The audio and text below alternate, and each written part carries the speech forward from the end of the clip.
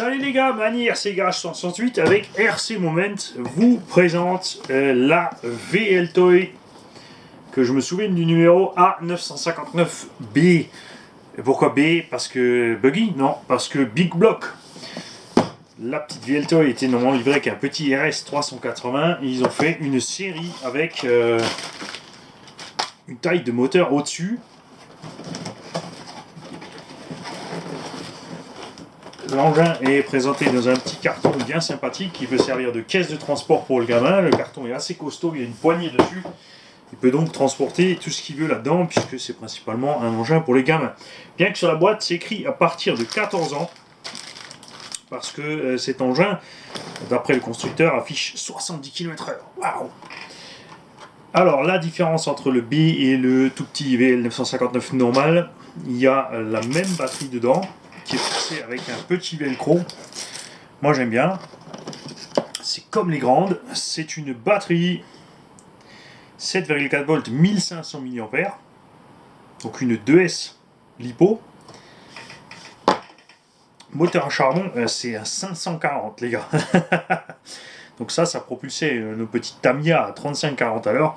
Donc effectivement on aura un petit bout de vitesse là-dedans. Après 70 km/h, personnellement j'y crois pas. J'ai un GPS et nous allons bien sûr tester ceci quand cette batterie sera pleine et qu'il arrêtera de pleuvoir. On va libérer l'engin de ses entraves.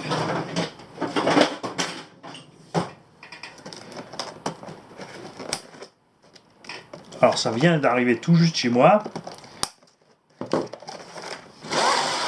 Voilà, donc moteur brochette 540 avec son antiparasite posé dessus. Cardan central en alu, pas en plastique comme sur le petit RS 380, et les cardans qui vont sur les roues aussi en ferraille, pas aussi en plastique sur la petite version. Ensuite, différentiel, ils vont très dur, on sent les dents devant et derrière. On sent vraiment, vous voyez, on le voit même. Le design des jantes, c'est un vieux truc à 3 bâtons qu'on avait sur les buggy indigènes en 1980. Mais c'est sympa. Le design des crampons aussi classique. Pas de mousse à l'intérieur des pneus. Ben, c'est des mini voitures, il n'y a pas besoin. Des petites biellettes flexibles de direction et de train supérieur. Donc pas de réglage. Tant mieux, comme ça rien n'est de travers. Le vario à charbon qui a l'air noyé dans du silicone. Alors il n'y a rien d'écrit de waterproof sur la boîte, ni de splashproof, ni rien. En même temps, c'est un petit jouet. Alors, non, rien de précisé. La radio est planquée dessous.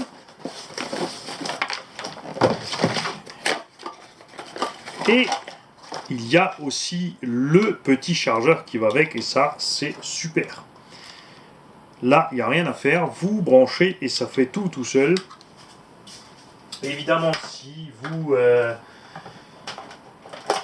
déchargez trop la batterie, ce chargeur ne pourra pas vous aider, puisque lui bien sûr il est sécurisé, il ne chargera pas une batterie qui est trop déchargée.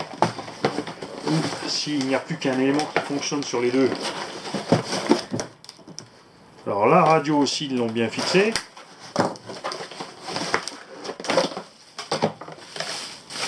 C'est donc le Spektrum DX2 avec l'antenne. Non, je rigole. Néanmoins, on a un petit look sympa.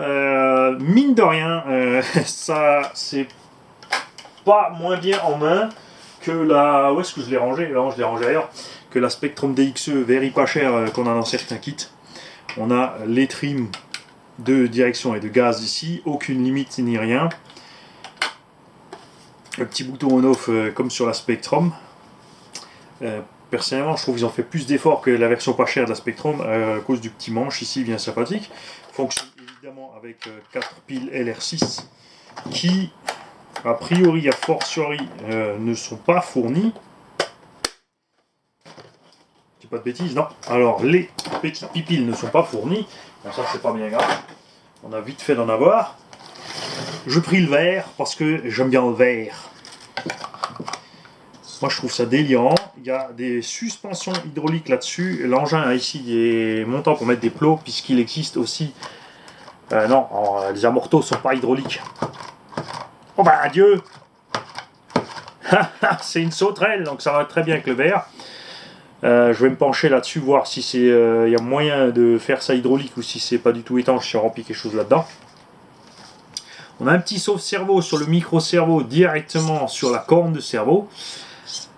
À voir ce que ça tient. Un cerveau 5 fils. Alors il y a pas mal de cerveaux 5 fils dans ces mini-machines. Vous avez vu déjà la VL Toy a le cerveau 5 fils. Les versions ici Shiva, Funtech et autres iBoxing ont du 5 fils. Les Losi Micro Rally avaient des 5 fils. Il y a donc vraiment moyen de trouver pas mal de cerveaux 5 fils si vous avez un souci. Et moi, il faut vraiment que je me penche sur ces petits amortisseurs là, voir ce qui se passe là-dedans.